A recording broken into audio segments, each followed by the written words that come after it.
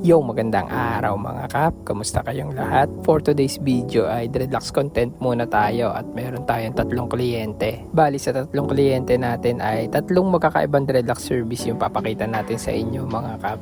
Almost 3 weeks na rin nung huling beses tayong nag-upload ng vlog. Pasensya na rin sa mga kliyente at supporters natin na naghihintay. At kahit ako ay nahihirapan akong hanapan ng oras. Nahihirapan ako pagsabayin yung pagiging artist at syempre pagiging tao. Syempre meron tayong buhay sa labas ng social media. Anyway, hindi ko na pahabaan ito mga kap. Umpisahan na natin sa unang kliyente natin sa video na to. So, para sa unang kliyente natin sa video na to, ito nga pala yung status ng buhok ni client bago yung session. At para sa unang kliyente natin sa video na to, siya nga pala si Sir Reynold. At yun, ang gawa natin dito ay top head dreadlocks repair.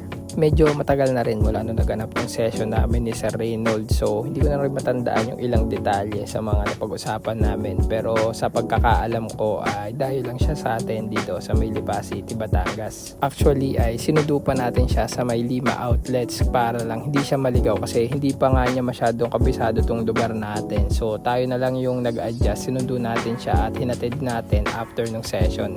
By the way ay hindi nga pala tayo yung original artist nito ni Sir. Nakalimutan ko na lang din kung sino ba yung gumawa ng dreadlocks niya. Pero yun, may nakita daw siya na kliyente natin sa somewhere sa Lipa City. So napagtanungan niya kung saan ba nagpapaayos ng dreads at tayo nga itinuro. So kung sino man yung kliyente natin na yun na nakapagbigay sa atin ng isang client, maraming salamat po sa pag-recommend. At pagtapos nga ng ilang sandali pa, ito na yung resulta ng gawa natin kay Sir Reynold.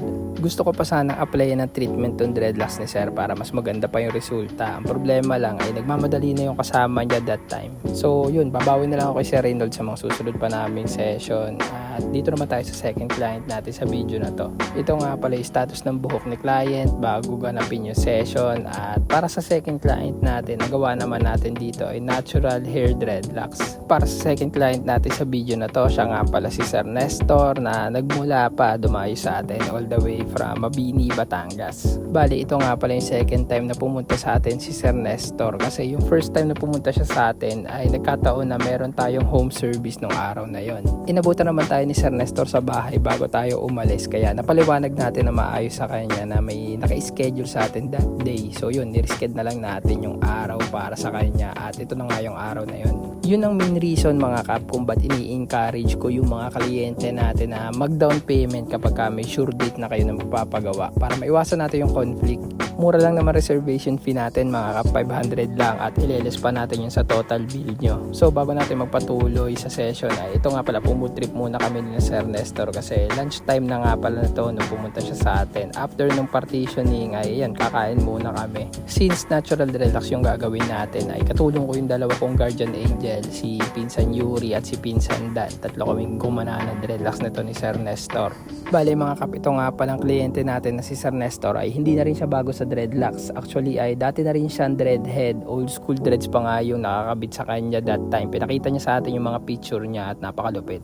Alam niyo naman syempre natural dreadlocks yung gagawin natin. Medyo matagal-tagal na session to at ito nga pala yung dinner time namin. Lumabas muna kami ni na Aki, kasama ko yung anak ko at sabay-sabay kaming nag-dinner nito nung panahon na to sa Benox. After po mood trip, balik tayo dito sa session. Sa part na to ay nag-a-apply na si Yuri ng ating hair treatment. Tapos tayo, tamang pahinga lang, panood-nood lang tayo dyan. At sa part na yan ay blow drying na lang tayo ng treatment. Then makikita na natin yung final result ng gawa natin. So yun nga, after ng ilang oras sa sundutan, ito na yung resulta ng gawa natin kay Sir Nestor. All natural to mga kap, hindi nga pala siya nag-request sa atin ng additional hair or additional binding. Gusto kasi mangyari ni Sir Nestor ay pure natural hair lang niya. So makapapansin nyo medyo malaki yung partitioning sa top part kasi nga hindi tayo nag-apply dyan ng any additional hair. So dito naman tayo sa third and last client natin sa video na to. Ito nga pala itsura ng buhok ni client bago yung session. Para sa third and last client natin sa video na to, ang gawa naman natin dito ay dreadlocks installation.